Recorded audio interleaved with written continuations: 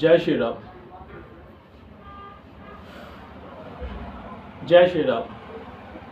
आज हमारे समाज में एक ट्रेंड बहुत तेजी से चल रहा है। सरकार ने तो नियम बनाया था कि हम दो हमारे दो, लेकिन जो हमारे देश की जनता है उन्होंने अपना एक नया ही ट्रेंड निकाल लिया है, हम दो हमारे दो लेकिन बस हमारे दो बेटे। क्यों भाई? बेटियां की आपके सगी नहीं होती, बेटियां की आपकी औलाद नहीं होती।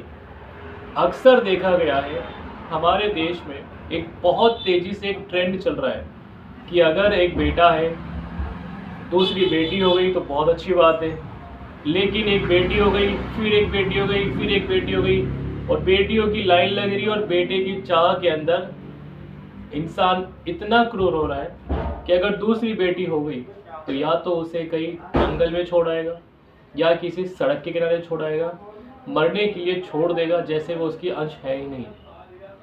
आखिर क्यों हम ऐसा करते हैं? क्यों हम ऐसा बोल जाते हैं कि वो भी एक जान है, उसे भी जीने का उतना ही अधिकार है जितना आपको और हमें है। आपका मन कैसे मान जाता है कि उस नन्ही सी जान को आप किसी सड़क के किनारे या जंगल में छोड़ के आ रहे हो, वो भी इतनी गर्मी, इतनी सर्दी, और बारिश का मौसम भी आता है, उसके अंदर भी ऐसे बहुत से केस देखे जाते हैं कि चाहे सर्दी हो, गर्मी हो या बारिश का मौसम हो, आप बच्चियों को जन्म देते हो और वो उन्हें पालने की अपनी औकात नहीं है तो उन्हें कहीं जंगल या कचरे में फेंक देते हो मरने के लिए, सड़ने के लिए। चाहे उसके बाद उसके पीछे कुछ भी हो, आपको उससे कोई मतलब नहीं है। चाहे उसको कोई जानवर खा रहा है तो बारिश में भीग रही है, गर्मी में मर रही है या सर्दी में ठिठुर से मर रही है, आपको उससे कोई मतलब नहीं है। कैसे लोग हो आप? अपने ही अंश को, अपनी बच्ची को इस तरह क्रूर हत्या से मार रहे हो आप। अरे थोड़ी शर्म करो। आपको भी मरने के बाद में ऊपर वाले के घर जाना है, आपको भी जवाब देना पड़ेगा कि आपने क्या किया था अपनी बच्ची के सामने। और जरा सोचिए, अगर आप यूं ही बच्चियों को मारते रहे तो एक दिन वो आएगा जब आपको शादी के लिए अपने ही बेटे के लिए लड़कियां नहीं मिलेगी। अगर आप लड़कियों को यूं ही मारेंगे तो जनसंख्या दर तो कम होगी ना। फिर आप खुद बोलते हो कि हमारे बेटे के लिए तो लड़की नहीं मिल रही। अरे आप जब लड़कियों को मारोगे तो बच्चों की शादी के लिए लड़कियां कहाँ से मिलेगी? जरा सोचिए, अगर आपके साथ आपके माँ बाप अगर ऐसा करते हैं तो क्या आप इस लेवल पे पहुंच पाते कि आप एक माँ बना? माँ का मतलब होता है एक बहुत बड़ी उपाधि, बहुत बड़ा ओहदा होता है। भगवान सब जगह नहीं होता, इसीलिए उसने माँ बनाई कि जा बेटा, बच्चों को ख्याल रख, पालन पोषण कर, उनको जन्म दो। लेकिन आपने तो माँ की परिभाषा ही बदल दी। जैसे ही पता चला कि मेरे पेट में तो लड़की है, या तो उसे पेट में ही मरवा देते हो या फिर जन्म देने के बाद में पता चलता है लड़की है तो उसे कहीं फेंक आते हो। क्यों? आखिर क्यों आप ऐसा करते हो?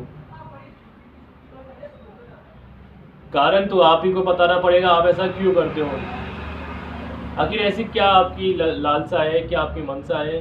क्या बेटियां बेटों से बढ़कर नहीं होती? आप जरा इतिहास खोल के देखिए, इतिहास के पन्ने पलट कर देखिए। इतिहास में इतनी सारी योद्धाएं हैं जो बेटियां हैं, उनके नाम पढ़िए, उनकी जीवनी पढ़िए। फिर आप क्यों अपनी बेटियों को इतना कम समझते हो? अगर आप बेटियों को इतना अधिकार दिया जाए तो वो बेटों से बहुत आगे निकल सकती है।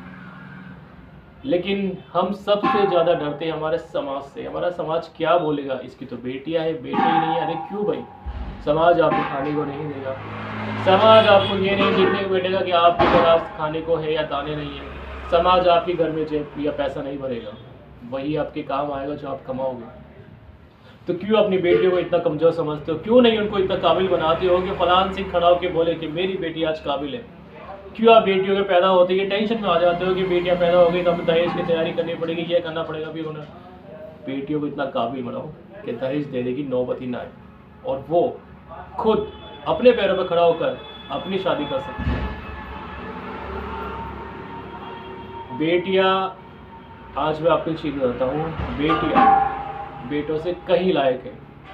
आपके पर जब बीतती है ना, जब बेटा आपको, आपकी उम्र जब बूढ़ा हो जाते हो और बेटा आपको मरने के लिए छोड़ देता है, या तो अनाथ आश्रम में, वृद्धाश्रम में या सड़कों पर, तब वही बेटी काम आती है। तो माय डियर फ्रेंड्स, बेटा हो या बेटी, इनको फ़र्क करना बंद करो, क्योंकि ऐसे बहुत से उदाहरण हैं। देते देते ये वीडियो बहुत लंबा हो जाएगा, आप खुद देख सकते हो। बेटियों के लिए बहुत सारे उदाहरण हैं। आजकल सरकार भी हमारी बहुत सारी योजनाएं लेके आई है बेटियों के ऊपर। सरकार बहुत सारा पैसा भी देती है आपको बेटियों, जब बेटी अपने घर में पैदा होती है उनकी बधाई के तौर पर, ताकि उनका आप लालन पोषण कर सको। और मैंने एक चीज़ देखी है, ऐसे जो काम होते हैं ना बेटियों को मतलब मारना पेट में या सड़क पे फेंकाना, वो पढ़े लिखे लोग करते हैं। जो बेचारे कम पढ़े लिखे होंगे, अनपढ़ होंगे, वो कभी ऐसा नहीं करेंगे, क्योंकि उनको मालूम है कि मेरी औलाद है, मेरा अंश है, मैं इसको कैसे फेंक सकता हूँ।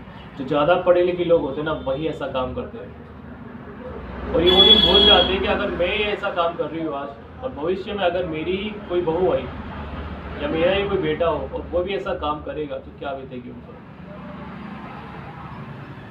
तो मैं आप सभी से हाथ जोड़ कर निवेदन करता हूँ, बेटियों को यूँ पेट में या फिर जन्म देने के बाद मारना बंद करें। अगर बेटियाँ नहीं है तो ये संसार बहुत अधूरा है। आई होप आप सभी को मेरा मैसेज समझ में आया हो। चैनल को लाइक सब्सक्राइब करना ना भूलिएगा, ताकि मैं आप तक इस तरह के मोटिवेशनल वीडियो भेज सकूं और आप लोगों को मोटिवेट कर सकूं। बस मेरा यही उद्देश्य है। चैनल को बहुत सारा प्यार दीजिएगा, सब्सक्राइब करना मत भूलिएगा। जय श्री राम।